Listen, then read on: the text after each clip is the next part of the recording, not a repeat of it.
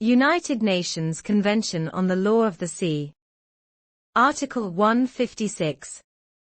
Establishment of the authority. 1.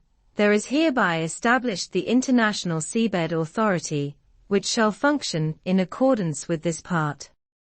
2. All states parties are ipso facto members of the authority. 3.